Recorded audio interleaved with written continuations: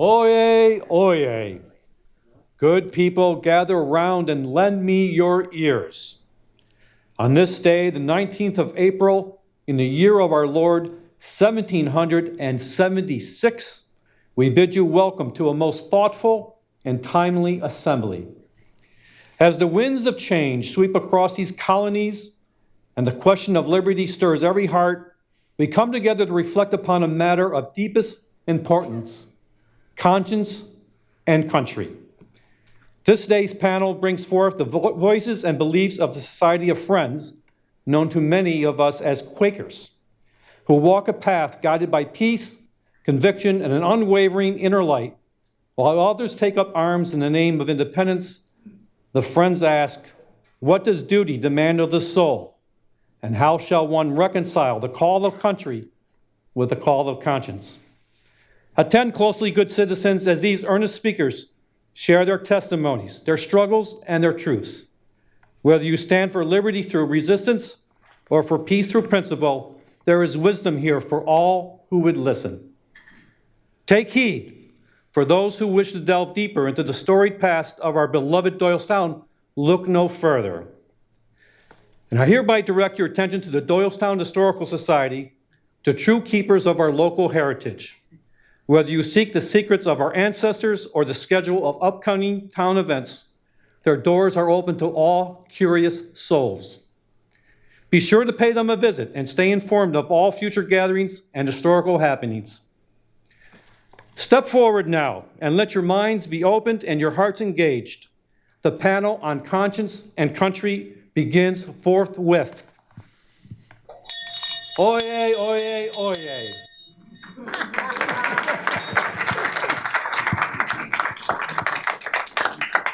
So now I can sit down. I'm Ron Strauss, the board chair of the Historical Society. We are looking for ways all this year to commemorate Doylestown's history, and we have a rich history, and for that reason, the Historical Society is committed to having a rich, a whole agenda of events all year long.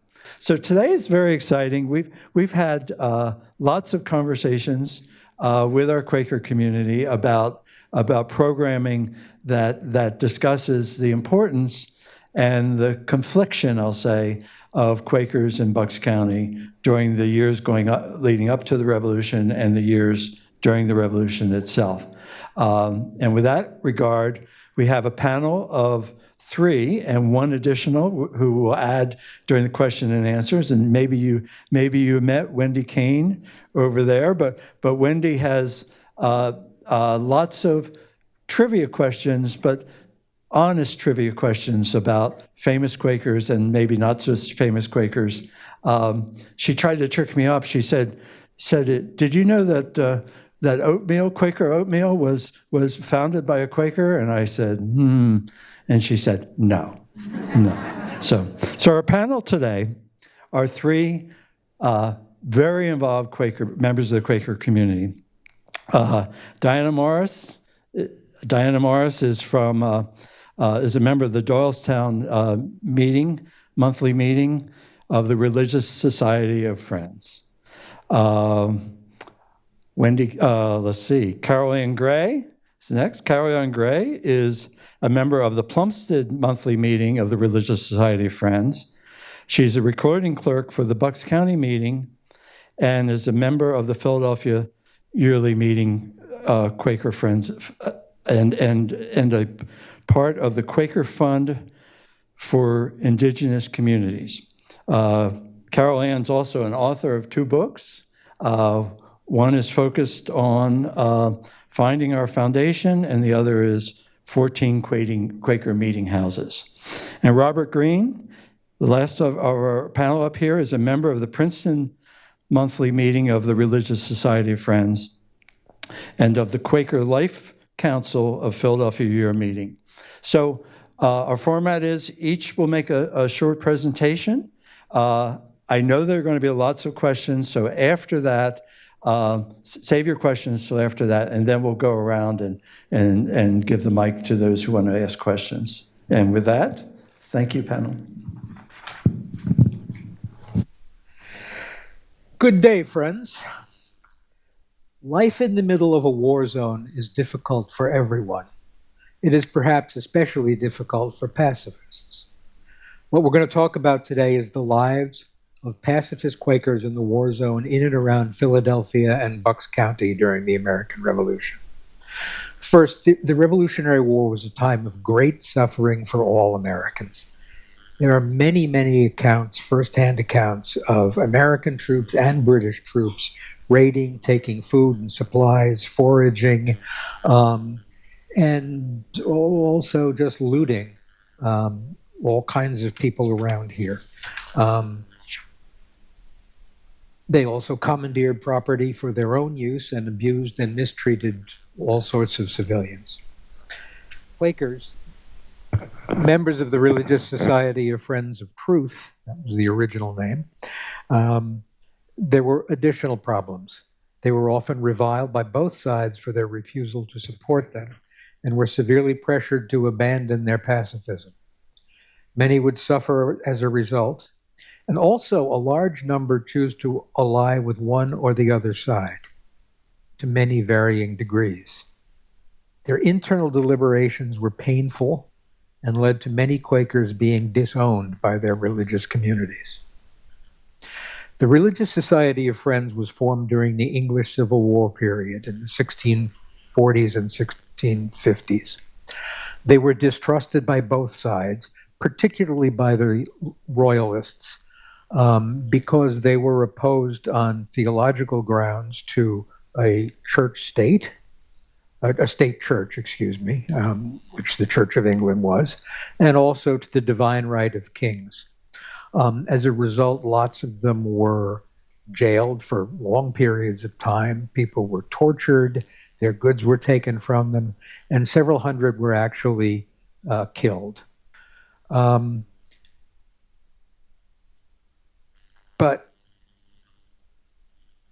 in order to deal with that and to address that concern, in 1660, they wrote a letter to Charles II. And that is the next slide. We know it as the Peace Testimony. It reads in part, "We utterly deny all outward wars and strife and fightings with outward weapons for any end or under any pretext whatsoever. And this is our testimony to the whole world.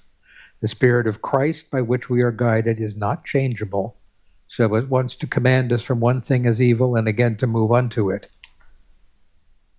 So the Spirit of Christ leads us into all truth, will never move us to fight and war against any man with outward weapons, neither for the kingdom of Christ nor for the kingdoms of this world. At the heart of that peace testimony is a central Friends belief that there is that of God in everyone, without exceptions. Quakers were enjoined to love their enemies, which did not include waging war against them. So Quakers clearly should not take up arms. But did that also mean that they could not, for example, serve on a patriot committee, sign a petition in support of the new revolutionary government, pay taxes to the new revolutionary government, sell supplies to a belligerent, accept payment in continental currency? These questions did not have such clear answers, and Friends struggled with those questions throughout the war.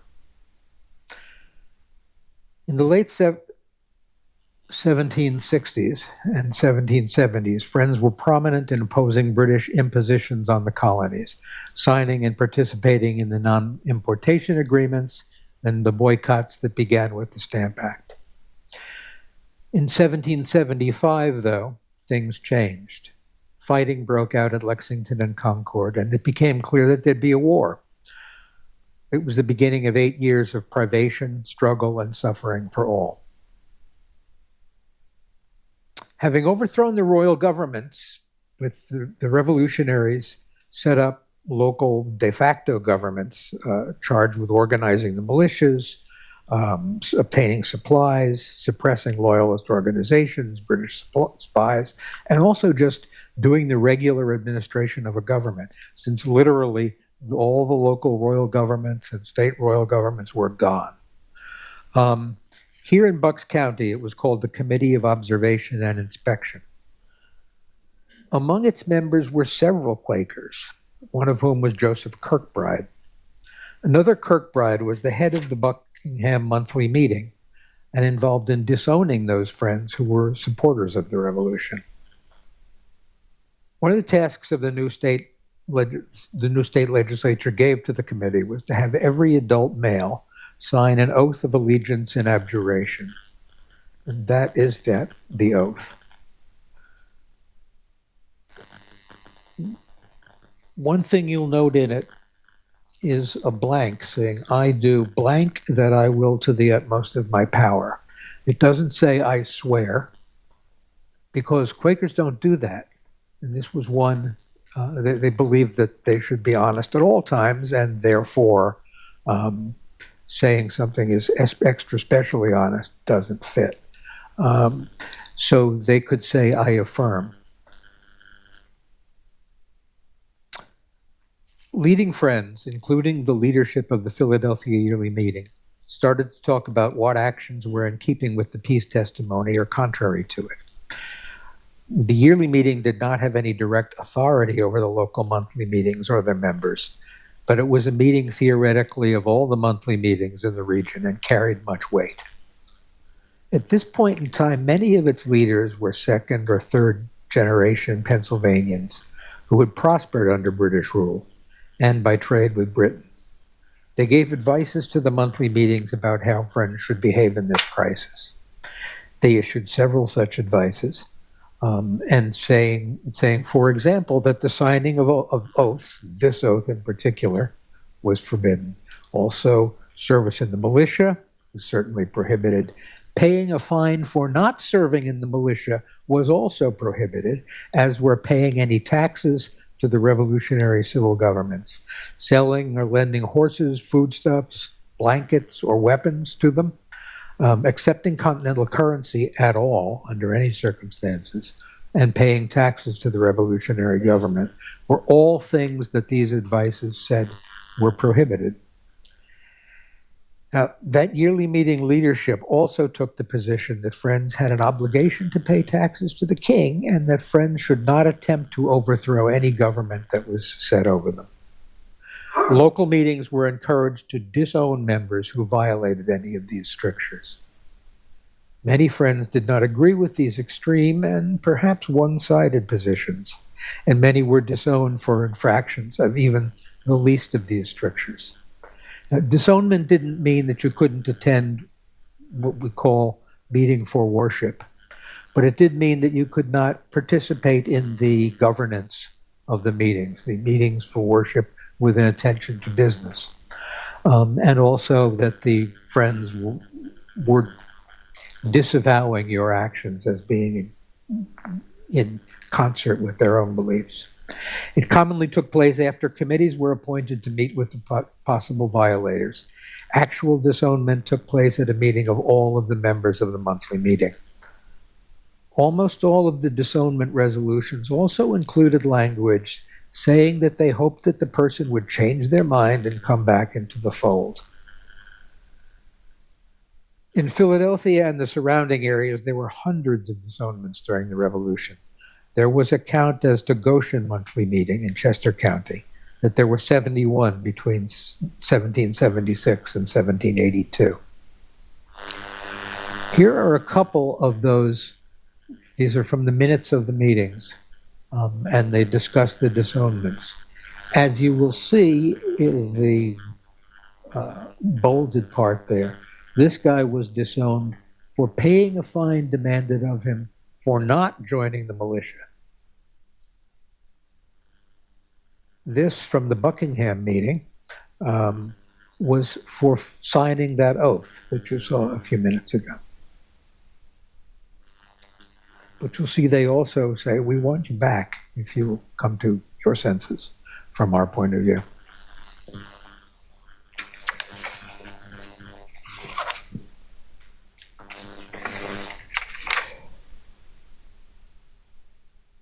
You'll note that that one is also signed by Robert Kirkbride, who was the head of the Buckingham Monthly Meeting, and whose cousin, Joseph Kirkbride, was one of the people disowned for serving on that Committee of Observation and whatever they call it. They changed the name of that committee all the time.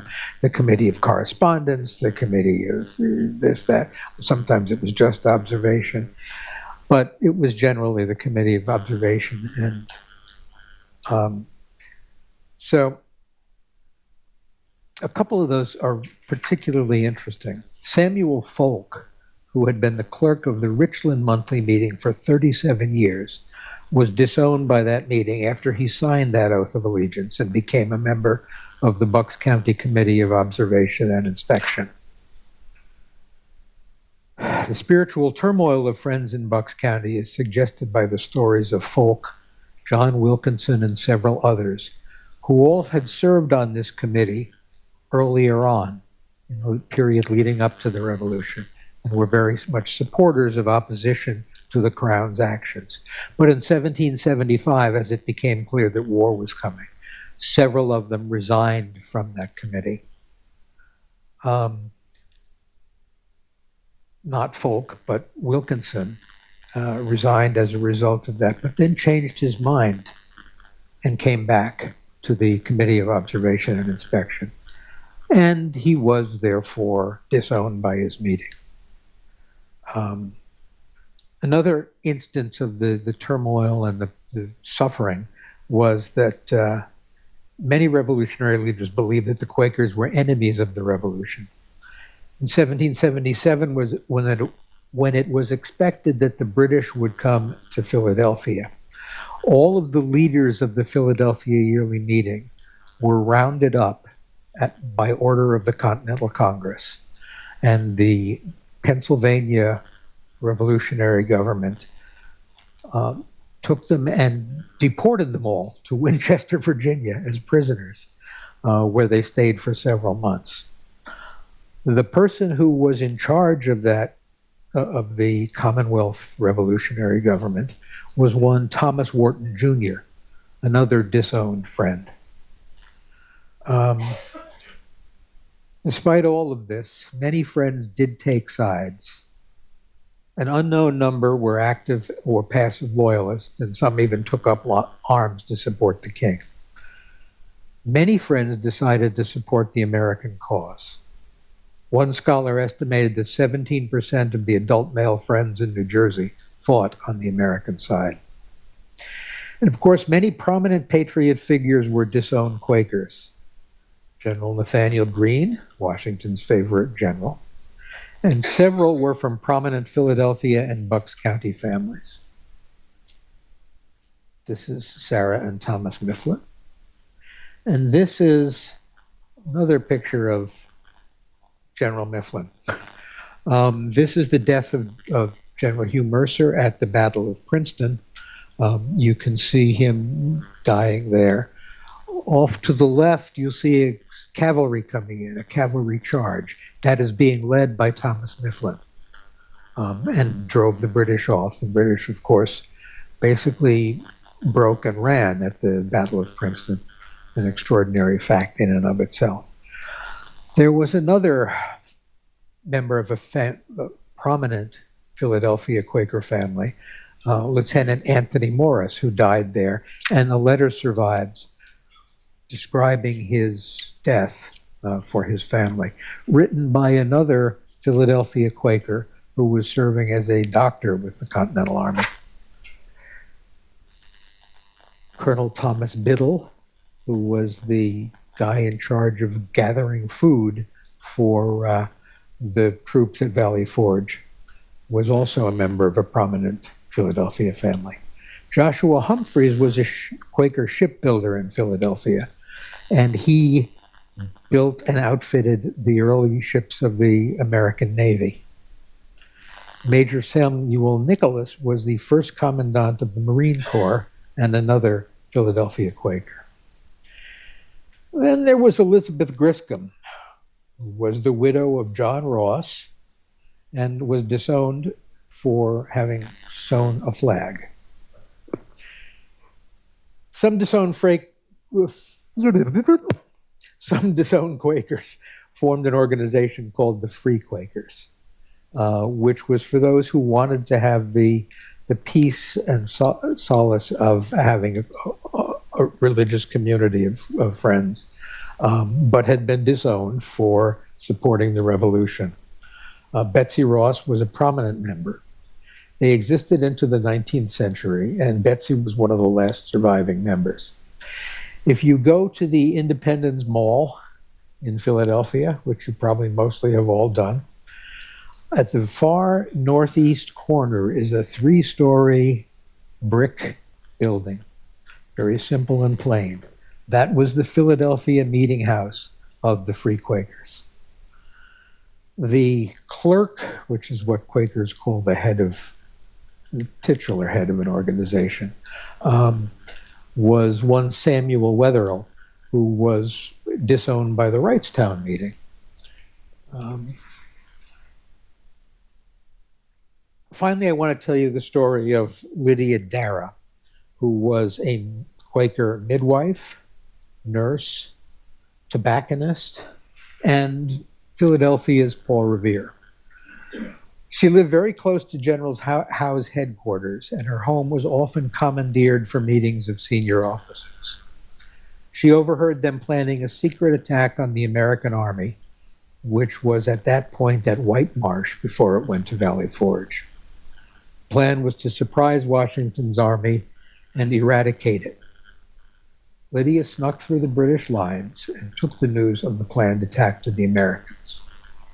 When Howe and his troops got there, they found a heavily fortified Continental Army waiting for them. They didn't even bother to attack. So this is a very complex story. Some people trying just to get along and take neither side, but it was very difficult to do that. And there were lots of things which were considered taking sides, which maybe weren't. Those were some of the questions that Friends had to deal with. And they did in many various ways. This is only a very short description of this whole story, which is complex and fascinating, and had future implications for the Society of Friends, and to a degree to our country.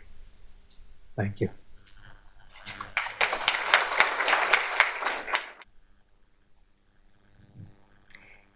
In 1701, Quaker settlers began meeting among themselves in what would become Buckingham Township, on land that was at the very edge of European settlement. A short time later, James Streeter donated 10 acres near present-day Lahaska for a meeting house and burial ground. This meeting house, which was the third one built on the site, was constructed in 1768. Aside from the addition of electricity, plumbing, and central heat, it has changed very little, and this is what the Revolutionary War soldiers would have seen when the building was used as a hospital in 1777. The Plumstead Meeting House is about 5 miles distant to the northwest. This congregation began as a satellite of Buckingham Meeting and grew to be an independent body. The current Plumstead Meeting House, built in 1752, was originally 2 stories high with a smaller addition that was used for the women's business meetings and for a schoolhouse. In 1875, the meeting house was modernized and lowered to a 1-story building, and the addition was removed. Plumstead and Buckingham meetings have always had close ties, and today the Plumstead property is owned by Buckingham Meeting.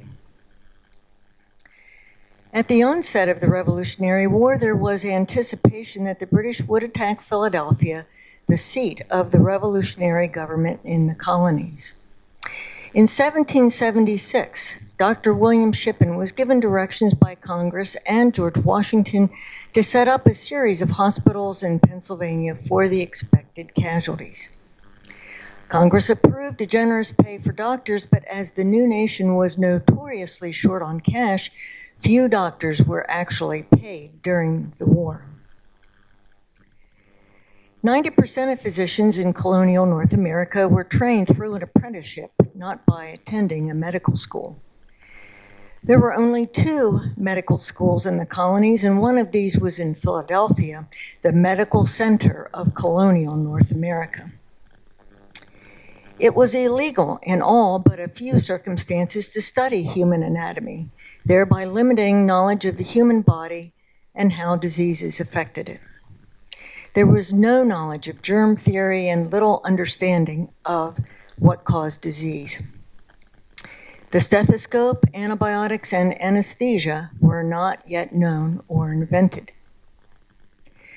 The field of military medicine was in its infancy. A generation earlier, British Sir John Pringle had transformed medical care in the British Army by emphasizing the need for order, cleanliness, sanitation, and ventilation in military hospitals. The reality was, however, that doctors worked under constrained and often brutal conditions with a perpetual shortage of medicines, supplies, and personnel. The Continental Army's goal was to have 1 nurse for every 10 to 15 soldiers, which was never realized. Nursing care was provided by camp followers, that is, the wives, daughters, and mothers of the soldiers, and I saw one reference to a colored servant performing care. These women did laundry, changed bandages, and emptied chamber pots. Some women volunteered out of patriotic duty, and there were widows who served in order to have a roof over their heads and food to eat. Beyond this, the shortage of nurses also caused members of pacifist religious groups such as Moravians and Quakers to be involuntarily pressed into providing nursing care. 90% of incapacitated soldiers were hospitalized with diseases, not wounds. The most common of these were smallpox, typhus, malaria, dysentery, venereal diseases, pneumonia, scurvy, and skin diseases such as scabies and lice. Bedding was made from straw placed on the floor, but 4 or 5 soldiers might use the bedding before it was changed. A doctor reported many instances of patients admitted with a slight sickness who suddenly fell dead from a hospital fever. There was a general opposition to housing and hospitalizing patriot troops that was more related to the destruction of private property and fears of pestilence than out of loyalism. For Quakers, it was, in addition, a moral issue. To be a pacifist did not mean sitting on the sidelines during times of conflict. It meant doing everything possible to prevent violence from developing by resisting injustice with vigor and practical efficacy. Friends signed petitions and actively assisted in the repeal of the Stamp Act. In 1775, both American and British Quakers met with government officials, imploring them to seek nonviolent solutions to the issue of taxation. The following year, in 1776, Philadelphia Yearly Meeting issued specific practices for Friends in observance of the peace testimony. Among these was refraining from support of military measures of any kind or allowing servants or family members to do so.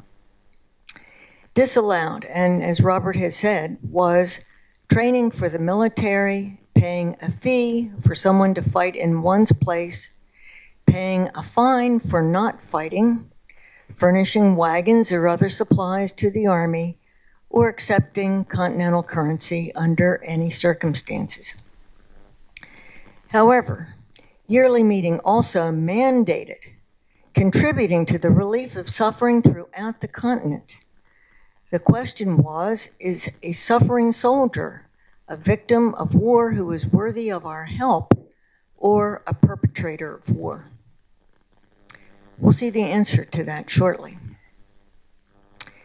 The long-anticipated warfare finally arrived in the Delaware Valley in the fall of 1777. Over 11,000 Patriot troops marched down York Road past the Buckingham Meeting House in mid-August, And Quaker John Dyer noted in his diary that he saw this multitude encamped at what is now Hartsville. The Battle of Brandywine on September 11th was the largest single-day engagement of the American Revolution, where nearly 30,000 soldiers squared off on a 10-square-mile area. Afterward, the walking wounded were directed to Philadelphia, where Quaker Elizabeth Drinker noted, "Washington's army has been seen coming into town in great numbers. The slain is said to be very numerous, hundreds of muskets laying in the road which those that made off have thrown down. The wounded have been brought in this afternoon. To what amount, I have not learned." Washington's defeat at Brandywine and Paoli in September, the loss of Philadelphia, and the defeat at Germantown in October meant there were great numbers of wounded soldiers in need of immediate care. After the British occupation of Philadelphia on September 26th, that hospital was no longer available to the Patriots. Bethlehem became the new headquarters of the hospital department, and soon that last remaining facility became full to overflowing. Doctors now had to turn patients away while they looked for commodious alternatives to house the ill and wounded. Buildings such as churches, schools, and in one case, a shoe factory were used. This notation in the Euclid minutes, or the minutes of Euclid meeting in Chester County gives a sense of what must have been happening throughout the Delaware Valley. A few days ago, the key of the meeting house at Euclid was demanded by some of the physicians to the Continental Army in order to convert the same into a hospital for their sick soldiers. The friend who had the care of the house and key, refusing to deliver it, forcible entry was made into the house and stables, and as there is no prospect of enjoying the house peaceably from next first day, it is agreed that Euclid Friends hold their meetings at the house of our friend George Thomas in the Great Valley, and that our preparative and monthly meetings be held at Nantmeal on the usual days till further order. Soldiers began arriving at the Plumstead Meeting House on November 25th, and the hospital return showed that 40 soldiers eventually stayed there under the care of Dr. Francis Allison. In addition to the patients, there would have been the medical staff, officers, and camp followers, and cooking and washing space was needed. For these, nearby homes of suspected loyalists may have been seized, as was the case in Langhorne after the Battle of Trenton, and the Plumstead Meeting House yard may have been full of tents. Recent metal detecting there revealed an iron cooking cauldron, as well as unfired musket balls. According to historian W.W.H. Davis, school was suspended in the Meeting House addition while the Plumstead Meeting House was used as a hospital, and there were bloodstains on the floor which remained until it was replaced years later. 2 soldiers, Samuel Parks and Thomas Collins, both from North Carolina, died on December 1st and December 9th, respectively. They would have been ineligible for burial in the Quaker graveyard due to their military service. But there are several of us who believe that the graves marked with native stones behind the Plumstead burial ground wall are those of Parks and Collins and are not the graves of Levi and Abraham Doan. This accounting, taken November 1777, showed 259 soldiers housed in Buckingham.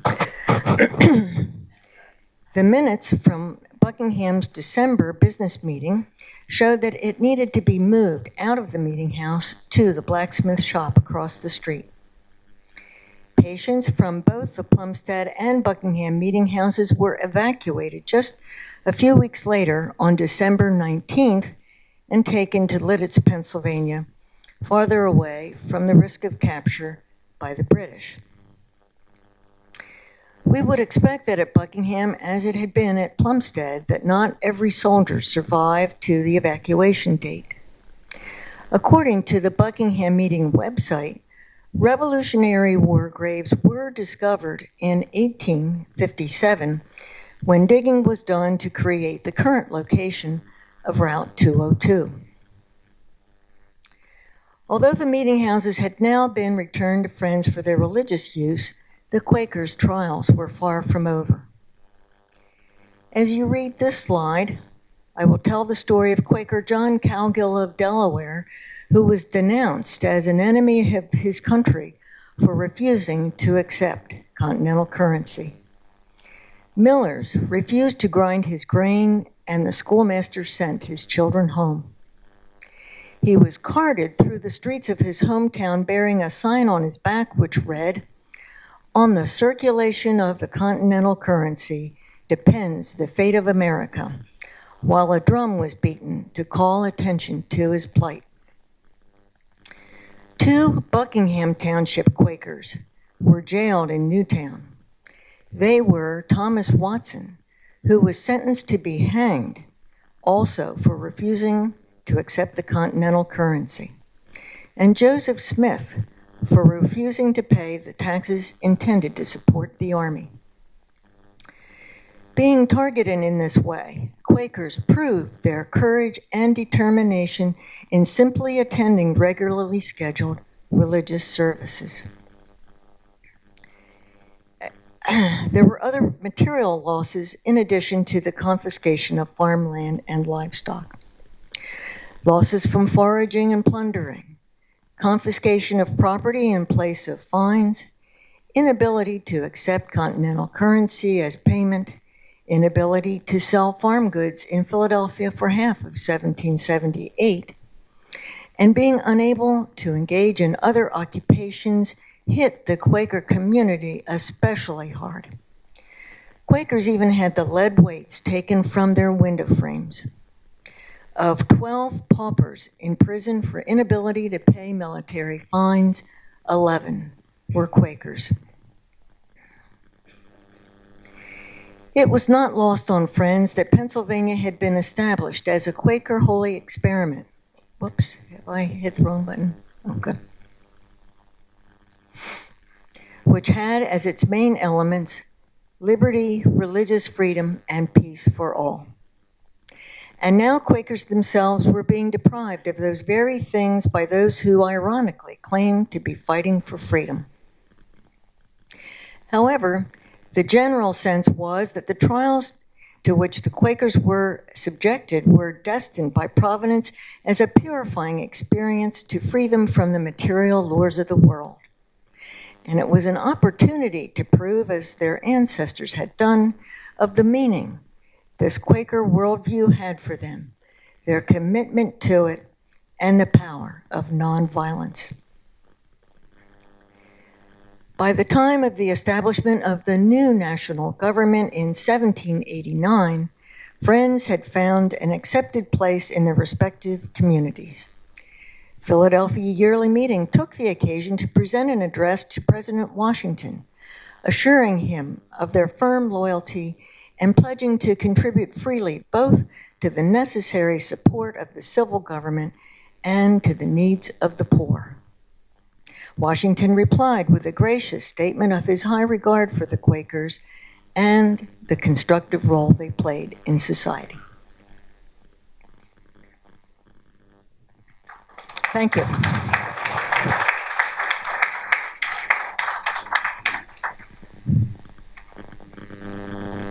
While we change over to the next PowerPoint presentation, my name is Diana Morris, and my interest in this topic comes from my membership in the Religious Society of Friends, in particular Doylestown Friends Meeting. So I'm going to attempt to touch on some of the same topics that Robert and Carol Ann did, but I'm also going to bring the Quakers beyond the Revolution. So my topic is Quakerism after the Revolution. And for me, this is a personal topic because I'm the direct descendant of one of these very Quakers who chose to fight in the Revolution. We've learned a little bit about Quaker power at the time of the founding of Pennsylvania as Penn's holy experiment, which is something that Carol Ann just touched on, which was really the beginning of the colonization of this region and was an attempt to realize the peaceable kingdom, the painting that we saw in Robert's presentation, as something that could perhaps be achieved on earth, peace for all. And although after the Revolution, Quakers no longer were a strong force in the Pennsylvania State House, they remained a people of conscience whose testimonies of simplicity, peace, integrity, community, equality, and stewardship, when you think about it, are remarkably in accord with the Enlightenment ideals that are embodied in the American Revolution and in our foundational documents. Of course, Quakers' refusal to endorse war and their adherence to their pacifist testimony brought hardship, as Carol Ann just described, on the community that endured beyond the Revolution and persists with every American war that we engage in even today. Penn's holy experiment, however, remained alive for Friends, if not in the predominance of Quaker influence in governance, but in the sphere of our yearly, quarterly, and monthly meetings. Meeting is a word that we use to describe our faith community, maybe something similar to the concept of a church. Quaker members participated in forming a new nation of conscience. In 1789, Quakers reconciled with the new government by congratulating Washington's election as president, to which Washington acknowledged, in these words, "In my opinion, the conscientious scruples of all men should be treated with great delicacy and tenderness." At this time, American Quakerism struggled through a tightening of discipline, confronting, of course, what Robert described as friends who decided to break with the peace testimony, yet remain part of the Religious Society of Friends, with an attempt to bring people back into the fold. And they also had a period of quiescence as a retreat from the world's people, and also suffered through some painful splits and schisms starting in 1827. Further schisms reverberated through American Quakerism concurrent with the American westward expansion. The silent, what we call unprogrammed meetings, our meetings for worship in Bucks County and in Northeast American meetings, evolved into the so-called programmed evangelical Quaker meetings of Middle America and today all the way to the West Coast, whose worship resembles perhaps more that of other Protestant denominations, notably with the presence of a clergy. The Friends in Bucks County and in this region of the United States, we don't have ordained clergy in our worship. Over time, the various branches of American English and international Quakerism ultimately find their contemporary unity in social causes born out perhaps of this resistance to fighting in the Revolution, or this question or crisis of conscience. I'm going to quote the Quaker Rufus Jones. Quakers entered the Revolutionary War something of a divided body. They came out of it united by the separation of the alien elements and the harmony induced by suffering. If there was a minority supporting active participation in politics farther than voting and holding local offices, it was very quiet. The work of Friends by common consent was to be philanthropic only, so far as it touched the outside world. But mainly its work was to strengthen the body in its own principles and testimonies. When talking about Quaker conscience and social causes, I aim to be clear. Like any faith group, Quakers have fallen short of their ideals over history. William Penn's amity with the Lenape Nation was immediately fouled by his son's treachery in the so-called walking purchase. Quakers enslaved African people in the Caribbean even before Penn's arrival on these shores. The wealthy colonial merchant class Quakers that Robert described in Philadelphia had amassed their wealth complicit with this humanity. However, Quakers were early among European settler colonists to condemn chattel slavery, as evidenced in German Quaker Daniel Pastorius's 1688 Germantown Quaker Statement Against Slavery, as well as in Abington Quaker Benjamin Lay's demonstrative abolition ministry. It's not until 1776, at the same time of the birth of our nation, that Quaker anti-slavery activists John Woolman and Anthony Benezet convinced friends in Philadelphia and along the East Coast to manumit the people they enslaved. Locally, in 1742, in the will of Langhorne Quaker, Jeremiah Langhorne, he manumitted 2 slaves, Cujo and Joe, bequeathing them 310 acres, of which ultimately becomes Doylestown, where we sit today.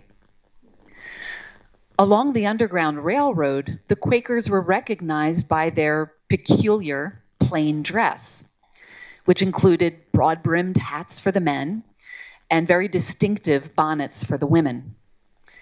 And they were regarded as safe individuals. Harriet Tubman once remarked, and I quote, "Quakers, almost as good as colored. They call themselves friends, and you can trust them every time." In nearby Warminster, abolitionist Charles Kirk housed fugitive slaves. In 1844, an abolitionist society meeting at Buckingham Friends Meeting House raised funds to buy the freedom of local fugitive slave Big Ben after he was kidnapped back to his Maryland enslaver. In 1850, Philadelphia Quaker activist Lucretia Mott gave a speech entitled "The Christian Gospel of Righteousness" at the Buckingham Friends Meeting House in September, the same month that the Fugitive Slave Act was passed.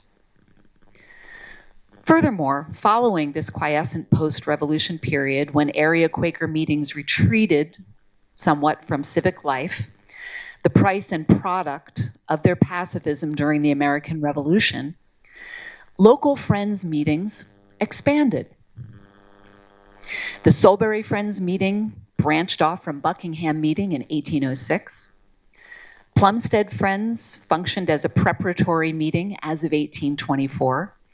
And the construction of our own Doylestown Friends Meeting House began in 1836 as an indulged satellite meeting place for Buckingham Friends living in Doylestown. Along with this came an expansion of their commitment to social concerns, born out of the Quaker testimonies. Friends invested deeply in equal education of young men and women, with Lucretia Mott involved in the establishment of Swarthmore College. Local Friends schools, such as Buckingham Friends School and George School, were founded in 1794 and 1893, respectively.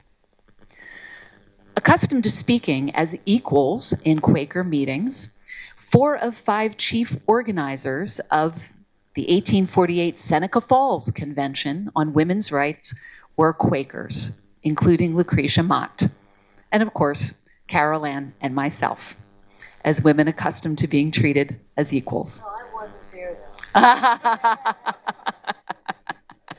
though. Across the river in New Jersey, Quaker suffragist Alice Paul served foremost in the campaign to ratify the 19th Amendment to the US Constitution. Philadelphia Quaker and philanthropist Anna T. Jeanes embodied Quaker stewardship, with her largesse instrumental in funding Friends Home and Village in Newtown in 1896, the Jeanes Hospital, which became Fox Chase Cancer Center, as well as many other institutes to benefit the marginalized, destitute, and infirm. Never an isolationist group, and always a faith in the world, but not of the world, Quakers are not to be confused with insular pacifist religious communities such as the Amish. Quaker communities did, however, retain their peculiar practices of plain dress and their linguistic use of the informal second person thee and thou, which my own great-great-grandmother used, and I can see in the letters that she wrote back and forth to her family, as well as in their non-observation of holidays and their forbearance of art and adornment. But these practices gradually fell away as we sit here colorfully dressed and not in our bonnets and broad-brimmed hats. Modern Quakers now prefer the simplicity of thrifting to donning bonnets, and they speak using the formal second person you. 20th century Quakers endeavored to integrate with a rapidly modernizing world without forsaking their testimonies. Pacifism remains a vital testimony. Quakers would relive their crisis of conscience with each American war, at times enduring fines and imprisonment, but also engaging in action as conscientious objectors, serving as medics, or performing relief work.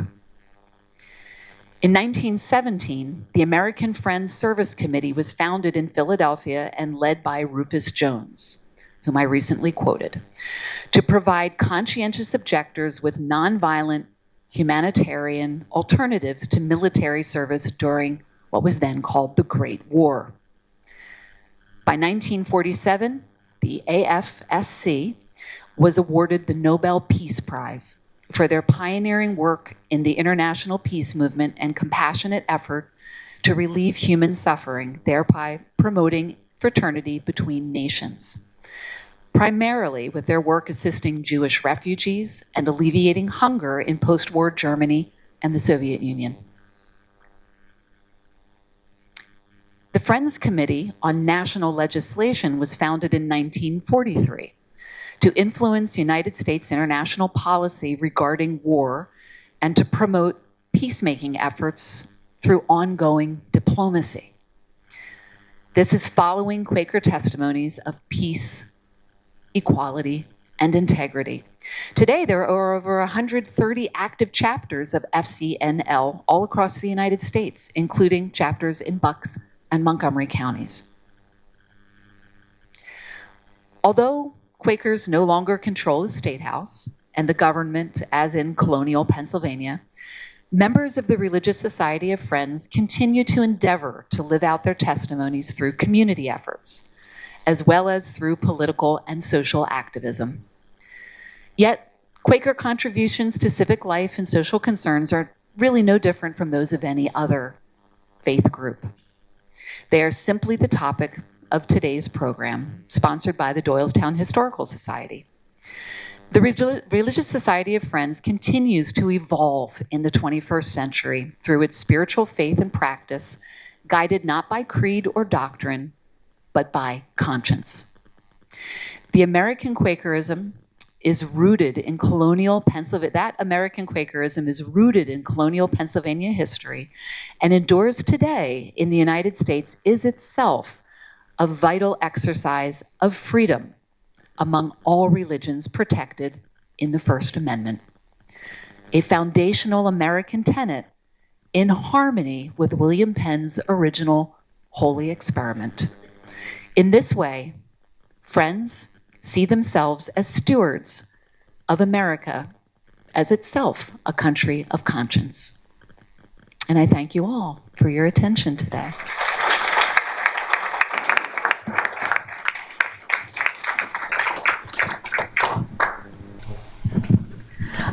I'm 2 hours up the mountain in Carbon County, which used to be Northampton County, and before that it was Bucks County.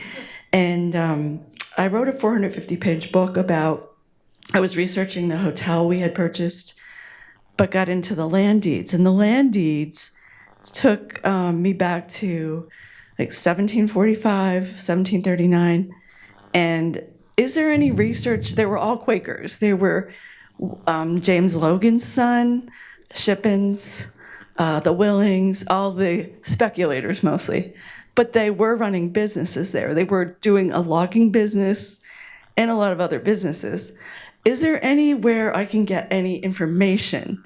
Has anyone, like, they were kind of forgotten because the Lenape and the French were attacking a lot of their farms, so Northampton County wasn't even taxing that area. So it was kind of forgotten up until the Revolution. And so I was wondering if you have any libraries or anything that holds any, I've researched a lot, have not found anything except for the deeds and a little bit of writing. I'm not clear as far as what it is you're looking for. Well, I'm just looking for information on why they were there, mainly. Like, why did they leave the city and settle there? And it was so, I mean, we traveled 2 hours, so it's a long trek up there. And there was a lot of them. There was a big settlement. And then there's a couple of the homes standing, like William Logan's son, or James Logan's son, that was built in about 1745. And we're trying to get the Historical Society up there going in the Carbon County area of Lehighton. And I just think they were a forgotten lot. And I'm trying to get some information on why they came there. You might try Okay. contacting the local Quaker meetings. I know there are some up in the Lehigh Valley. I'm not familiar with the individual ones up there. To find that out, you can go to the Philadelphia Yearly Meeting website, which is pym.org. Very simple. And it has a list of all the meetings. And contact them because they would have some maybe records or maybe just familial experience of, and stories about how the thing got started up there.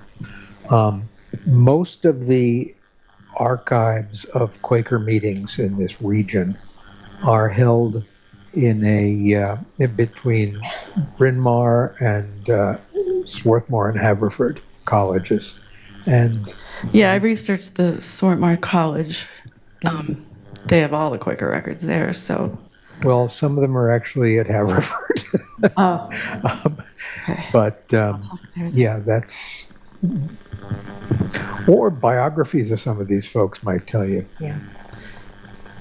No, I couldn't find hardly anything. Yeah, that would have been some of my recommendation too. And Yeah. for those of us here who are interested in history, one thing that Friends were very good at was keeping and preserving their records.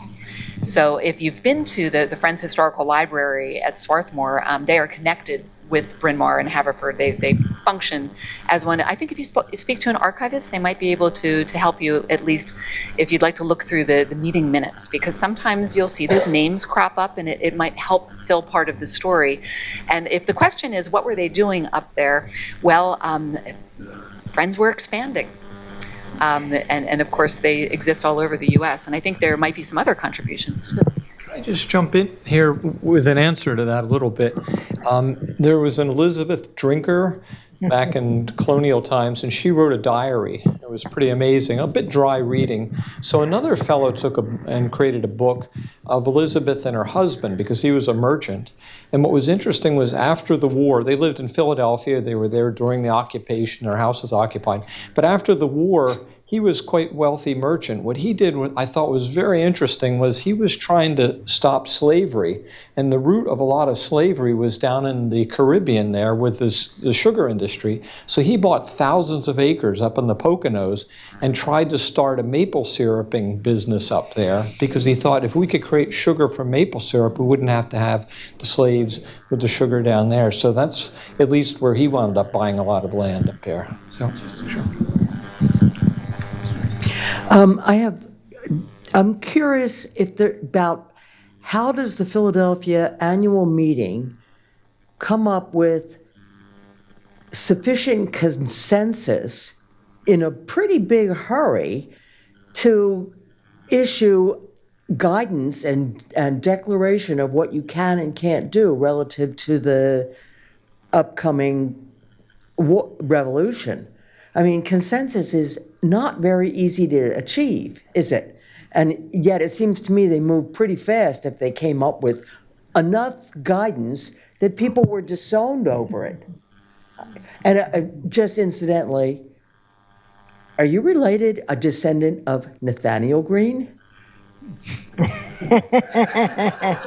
The answer to that question is maybe.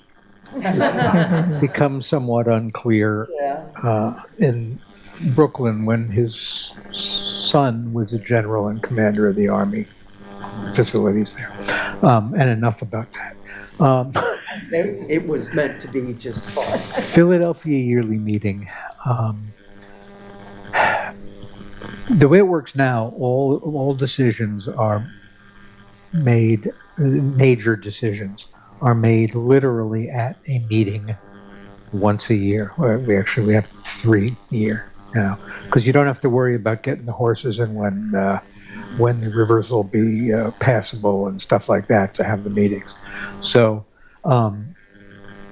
major decisions are made at the yearly meeting. There are also committees, the main one of which I sit on, that are charged with making decisions to implement those in the interim. It's a little, we're reading these records about how yearly meeting worked in those days is different, but the sense I have is that it was really attended by a bunch of, and I don't mean to be disparaging, but older, very substantial people, and that often meant the kinds of people who had become major merchants and trading with Britain and stuff like that. And so the people who were on the yearly meeting were named, and that's kind of what they came from. And then they did what they felt was necessary. It's a little different than the process now, and I'm really not sure I understand it. But there were a bunch who sort of ran things, although they had no authority over the other meetings. Each meeting was independent in fundamental senses, but they got a lot of very weighty instruction from the yearly meeting. The leaders who the Continentals perceived as the yearly meeting were all rounded up in the fall of 1777 and shipped off to Winchester. So they had some idea about who they were and who was really serving those functions. I would just like to add, too, that this was a time when transportation was much more difficult than it is now, and that there was a special committee called the Meeting for Sufferings, which was comprised of 15 people, 12 of whom lived in Philadelphia and 3 from the rest of the region, going all the way to the Susquehanna River and down into Delaware and New Jersey. And so if there was an emergency decision that had to be made, the Meeting for Sufferings would make the decision for everybody. But even under less emergency conditions, the leadership of Philadelphia Yearly Meeting was heavily weighted to the city of Philadelphia, and as Robert said, the merchants and wealthy people there who tended to have a more conservative point of view. By the way, that includes Elizabeth Drinker's husband. Yeah. I saw on a earlier slide about like threatening of citizenships. Could the Quakers have appealed that? Like if they did not fight in the revolutionary? I'm not sure I understand your question. Threatening of citizenships? Like I saw a slide, or one of the slides saying about the citizenship, like they would threaten like losing your citizenship. Could the Quakers appeal? No, I'm not familiar with that. Maybe the slide was badly written. I apologize if it was mine. But I don't. There were many things that were done. Several Quakers were hung by the Continental Forces in this area. But I don't know of anybody losing their citizenship. Well, in one of my slides, I had put that if you didn't abide by, there was the Test Act, and if you didn't sign the oath of allegiance, eventually got to the point where you would lose the right to vote. You would lose your rights in the court as far as inheriting property and that kind of thing. But in terms of fighting that in court, I've never heard of anything like that. I doubt that they would get very far. Well, thank you very much. Thank you.